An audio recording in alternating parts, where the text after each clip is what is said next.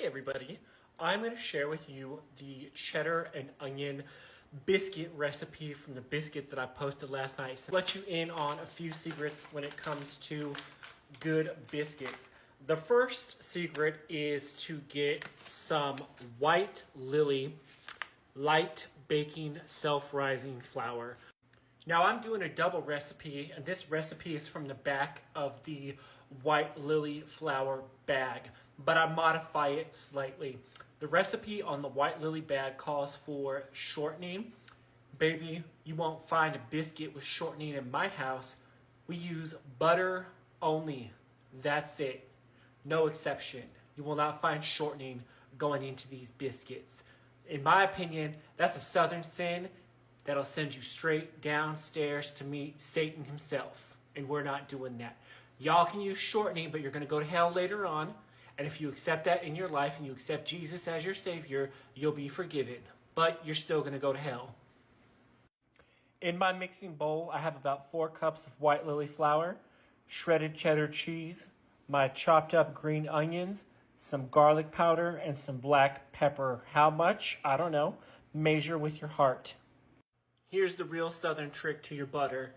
This is one frozen stick of butter, which is what is going to be enough for this batch of biscuits. If you're doing half a batch, just half a stick will do just fine. So since this butter is frozen solid, now I'm going to use my cheese grater and shred it on up. Just get on in there as fast as you can. Now that our butter is nice and grated, we're going to go ahead and toss it in with our flour. You can use your hand, you can use gloves, you can do whatever. I just like to use a fork because I think it's the easiest. I don't like to use my hand because I don't want to put any of my body heat on it. Butter has water in it, and you want it to be cold when it goes in the oven because that water is going to evaporate and create steam, which helps give biscuits more rise and a fluffier texture. And it can also help create some of those flaky layers. Now we're going to come in with our liquid, which is buttermilk. I'm going to add about 1.5 cups of this to my dries. You want the buttermilk to be nice and cold as well, right out of the refrigerator.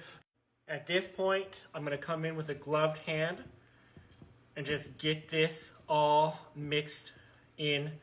I think I'm going to add in just a little bit more buttermilk because it's still not quite where I want it. Now we're starting to come together, starting to form a ball. This is what I like. All right, perfect. Perfect, perfect, perfect. And don't worry about this excess. You can just get this off of your gloved hand and get it all in there. Now at this point, you want to put some flour down on your counter. Go ahead and turn your dough out onto the floured surface. And I'm just kind of going to push it together. I'm going to take a little bit of flour on top. Now, if you're going for biscuits with some layers, I'm going to go ahead and roll this out. And then we're going to fold it over on itself. And what that's going to do is going to help kind of create a laminating effect to get some layers. But you don't want to overwork it. Remember, we still want nice soft biscuits. So we're going to roll it that way. Make sure your surface stays nice and floured so your dough doesn't stick. And now we're going to come out and we're going to go the opposite way and kind of roll it out again. And you can do this about 3 or 4 times. You just don't want to overwork it too much. I think I'll do it 3 times just for the sake of not wanting to create an overly tough biscuit right here. This also helps shape it. Like I said, when I do my biscuits, I like to keep them in a square so there's no excess waste. And if it starts to stick to your rolling pin, just get a little bit of flour on your rolling pin so it doesn't stick. Roll it out one more time. And I think I'll do one more fold like this. And we'll call it good. And now I'm just going to kind of create that square. I've got it where I want it, so I'm just going to pick the dough up very carefully, put it on my baking tray.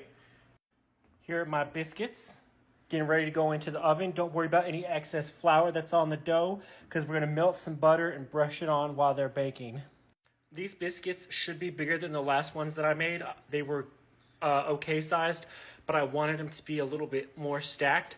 So that's why I did a double batch and the same quantity of biscuits to get a little bit more height on them for like biscuit sandwiches, breakfast sandwiches, whatever you want to put in there.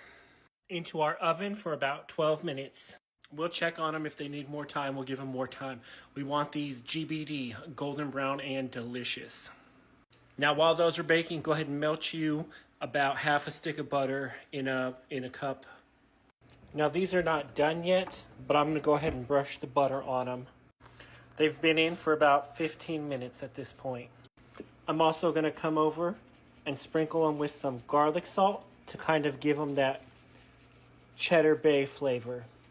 That butter's also going to help them brown on top and get that GBD baby, that golden brown and delicious. Alright, these biscuits are done. I just pulled them out and I gave them one more brushing of butter. I'm going to let them cool off because right now they're probably hotter than hell. Let's go ahead and break one of these open. Ooh. Oh yeah. Look at that deliciousness.